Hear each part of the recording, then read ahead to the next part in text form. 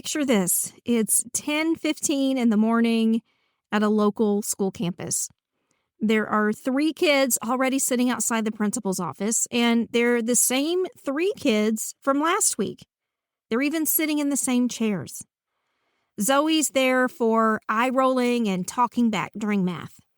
Marcus got sent out for wandering the classroom and humming. Apparently that was disruptive. And Aisha, her referral just says defiance. But here's what the referral slips don't tell you. Zoe's parents are getting divorced. Marcus hums when he's anxious. It's his coping mechanism. And Aisha asked to use the bathroom 3 times during the lesson because her stomach hurts when she's overwhelmed. The principal looks at their PBIS dashboard. Office referrals are down 30% this year. The district is thrilled. But these 3 kids are not getting better. Their behavior has changed, sure, but it's getting quieter. Which brings us to the question that should keep every school counselor awake at night. Does PBIS actually help kids, or does it just teach them to suffer in silence? By the end of the episode, you'll know the answer, and you might not like what you discover. Before we go any further, let me tell you something your administrator probably left out of the PBIS training. Nearly all the research that they're using to justify this system is from elementary schools, suburban elementary schools, with stable leadership and ongoing coaching support. So when they tell you PBIS is evidence-based for your middle school, your high school, or your Title I school with 40% turnover every year, they're making a promise that the research never actually made. But to really understand PBIS, we need to start at the beginning. Hey, school counselor, welcome back. In this episode of our GRADED series, we're tackling one of the most widely adopted behavior frameworks in schools today, PBIS, or Positive Behavior Interventions and Supports. You've been told PBIS will reduce office referrals, improve student behavior, and create a more positive school climate. But does it really deliver on those promises? Or is it just another system that looks good on paper while leaving the real issues untouched? I'll share where PBIS actually shines, the research that shows its blind spots, and the counselor-specific strategies you'll need if you're working in a PBIS school. So if you're ready for some straight talk, my friend, a little clarity, and maybe a touch of rebellion, you're in the right place. I'm Steph Johnson, and this is the School for School Counselors podcast. All right, so before we grade PBIS, let's be crystal clear about what we're actually evaluating. You probably know PBIS is a 3-tiered framework, and Tier 1 is the stuff that everybody sees. Those are the school-wide expectations, positive reinforcement, teaching behaviors like academic subjects. This is where schools post those colorful posters, train in behavior matrices, and hand out PBIS tickets. Tier 2 adds targeted support, check-ins, small groups, and progress monitoring for kids who need more structure. And then Tier 3 gets intensive with functional behavior assessments, wraparound planning, and individualized interventions. Now, here's what your administrator probably didn't tell you. Nearly all the research that they're using to justify PBIS focuses on Tier 1 in elementary schools. And to be fair, those Tier 1 elementary studies are strong. They show PBIS can really shift the climate when implemented well. But that doesn't automatically mean that the same thing happens in middle schools or high schools or even in Tier 2 and 3 supports. So when they say PBIS is evidence-based, they're talking about teaching kindergartners to walk quietly in hallways. That research doesn't automatically apply to your high school, your Tier 2 interventions, or your kids with complex trauma. The evidence base for PBIS gets thinner and thinner the further you move from suburban elementary schools. Remember that. But let me be fair here, PBIS isn't educational snake oil. The research does show genuine benefits, and ignoring them would be dishonest on my part. Office discipline referrals do drop significantly. In the largest randomized trial, which was 37 schools over 4 years, kids in PBIS schools were 33% less likely to get sent to the office. That's 1 out of every 3 referrals that are prevented. Imagine your current week. Instead of seeing the same 5 kids rotating through the office, you're seeing 3. Instead of teachers feeling defeated by constant disruptions, they're actually teaching. And that means there's more learning happening. Bullying decreases, school climate improves, teachers report less stress. These aren't small effects we're talking about, and they're consistent across multiple large-scale studies. But here's where it gets interesting. High schools show much smaller and less consistent effects. The magic happens in elementary schools who have stable leadership and ongoing coaching support. So, PBIS works under specific conditions for certain populations when measured in particular ways. Are you starting to see the cracks in this approach?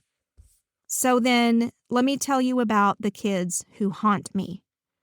These are the kids that PBIS is never going to catch. Let me tell you about Maya. She's not real, but she represents dozens of kids that I've worked with. Maya is a 7th grader with anxiety. She sits in the back corner. She never causes trouble, gets decent grades. Teachers love her because she's not a problem.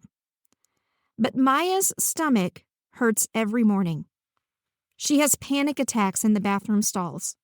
She's convinced she's stupid because her brain goes blank during tests. She goes home exhausted from the emotional labor of appearing fine all day. How many office referrals do you think Maya has generated? You're right, it's 0. Is she struggling more than half the kids who do get referred? Absolutely. PBIS research is almost silent on anxiety and depression. The framework is designed to catch externalizing behaviors, the kids who act out. But what about the kids who internalize? What about the ones whose response is to disappear rather than to disrupt?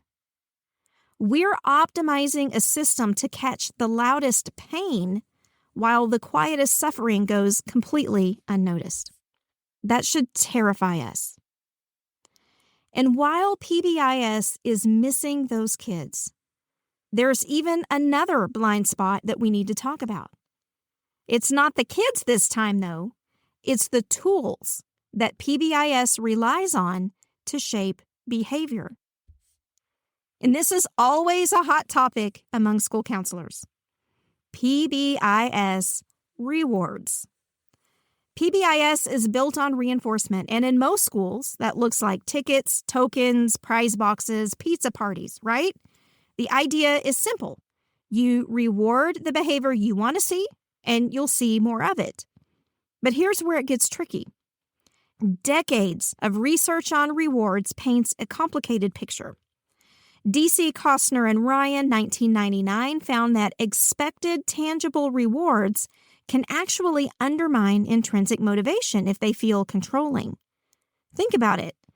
If students start behaving just to earn a ticket, what happens when the tickets disappear? On the flip side, Cameron, Banco, and Pierce, 2001, argued that the undermining effect isn't universal.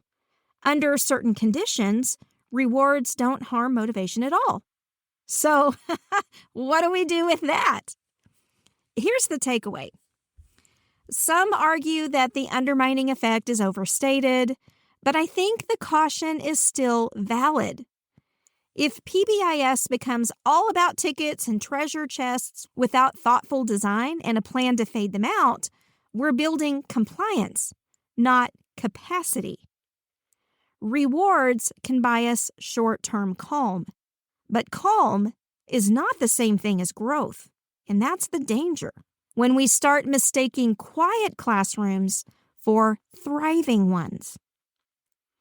So you may be thinking by this point, okay, Steph, I get it. PBIS has problems, but it's the system that I'm working in. My campus requires it, so what do I do now? And that's a fair question. It means we need to talk about what actually happens when schools try to implement PBIS in the real world. Let's talk about the stuff they don't put in the research papers when we talk about PBIS meetings. Imagine it's November. The PBIS coach is reviewing data with your team. Someone mentions that referrals are up in the 5th grade. The principal suggests more rewards. The coach talks about reteaching expectations. But no one mentions that Miss Smith refers twice as many kids as Miss Rodriguez. No one asks why defiance referrals spike right after lunch. And no one wonders if the kids getting referred are the same ones who didn't have anybody to eat lunch with. Here's what the research really shows about implementation. PBIS implementation requires massive infrastructure, ongoing coaching, leadership stability, staff buy-in, data systems, time for teaching and reinforcing behaviors. And that's not just my observation. There are studies to back this up. Coffey and Horner, 2012, showed that PBIS sustainability depends on leadership and resources. Paz and colleagues, 2019, found that schools in statewide PBIS rollouts only saw benefits when they had coaching and systems support. Most schools get a 2-day training, if they're lucky, and some posters for the hallway. Then they wonder why their outcomes don't match the research studies that had full-time coaches and monthly data reviews. Enthusiasm is not the same as evidence, and a framework is only as good as the systems that support it. All right, so we've covered the research, the problems, and the kids being left behind, and you've been really patient through all of this complexity. But let's talk bottom line. Where does PBIS actually work? What grade does it earn, and what should you do about it tomorrow morning? Here are the real conditions for PBIS success. Elementary schools with stable leadership, ongoing coaching, and integrated systems see consistent benefits. When PBIS isn't running as an isolated program, but as part of comprehensive support that includes SEL, mental health services, and equity audits, that's where the magic happens. Picture that first school again, but done right. Teachers get monthly coaching regarding their recent behavior referrals. The counselor runs some anxiety screenings alongside PBIS data collection. Tier 2 interventions are function-based, not just behavior checklists. And student voice is built into expectation setting. That's PBIS as a foundation, not the finish line. It creates calm enough space for real progress to happen. It reduces the background noise so school counselors can focus on the more complex cases. But getting there requires very specific measures. So if you're working in a PBIS school, here's your survival checklist, because I'm sorry to tell you, with this knowledge, your job just got a little bit more intense. First, don't trust office referrals as your only data. Push for climate surveys, attendance patterns, nurse visits for stomach aches. Disaggregate everything by demographics, disability, gender, teacher, location, because that is where the real stories live. That's what we're working on right now in our data discussions cohort inside the School for School Counselors Mastermind. Second, build your own mental health radar. PBIS is never going to identify all your internalizing kids. Create screening systems, train teachers to refer withdrawn students, and make space for the quiet strugglers. And third, become the equity watchdog. You might be the only person in those PBIS meetings asking why certain teachers refer more students in certain categories. It's not a comfortable job to have, but it is necessary. And then fourth, make Tier 2 interventions actually functional. Daily check-ins are not counseling. Progress monitoring is not relationship building. Push for the time to implement interventions that address why kids struggle, not just whether they comply. I'll be honest with you, I used to be a PBIS cheerleader. I loved the data. I'm a huge data geek. I loved the structure and the positive language around behavior, and it felt so much better than the punitive systems that so many of us grew up with. It took seeing too many Mayas slip through the cracks before I realized we might be measuring the wrong things. We were celebrating quieter hallways while students were having panic attacks in the bathroom. We were proud of reduced referrals while the most vulnerable students became more invisible than ever. That's when I learned the difference between compliance and true support, and that's why I'm asking you to think bigger about PBIS. All right, so you've been patient. Time for the report card. Here's what PBIS does well. Elementary schools with proper support see real improvements in behavior and climate. So that's solid B territory, and sometimes even B+ if their conditions are strong. But here's where it struggles. High schools see much weaker results. Equity isn't automatic. It requires intentional design. And PBIS has significant blind spots when it comes to internalizing concerns. Academic effects are inconsistent. Some studies show gains and others don't. And sustainability completely depends on having coaching and infrastructure that most schools don't actually have. So what's the overall grade for PBIS? A C+. PBIS can create calmer schools and reduce certain discipline problems, and that has real value. But it's not comprehensive, it's not equitable, and it misses huge populations of struggling kids. PBIS is a decent foundation. But if you mistake the foundation for the whole house, a lot of kids are going to end up freezing out in the rain. So, what do we do with all this? First, stop wondering, does PBIS work? I can't tell you how many times I see that question asked. Instead, start asking, for whom does it work? And who are we missing? Secondly, use PBIS data as a starting point, not the end point. When office referrals drop, dig deeper. Are kids getting better support, or are they just getting better at hiding struggles? And third, become the advocate for invisible kids. You might be the only person in your building systematically looking for the quiet strugglers, or the anxious overachievers, or the kids whose trauma makes them disappear rather than disrupt. Your district wants you to implement PBIS. I get it. But I want you to transcend it. Use it as your starting point, then build the supports that actually transform lives. Because here's what I know about you. You didn't become a school counselor to improve data dashboards. You became a counselor to make sure that every kid feels seen, valued, and capable of growth.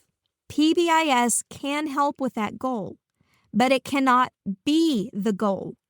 Kids like Maya, the ones PBIS never even notices, are counting on you to go beyond the numbers. And speaking of thinking bigger than PBIS, if this episode resonated with you, I want to tell you about something that's been a game changer for school counselors who are ready to go beyond surface level solutions.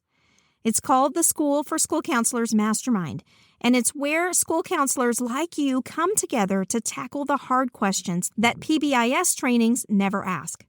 Questions like, how do we actually find the Mayas in our schools? What do we do when district initiatives conflict with what kids really need?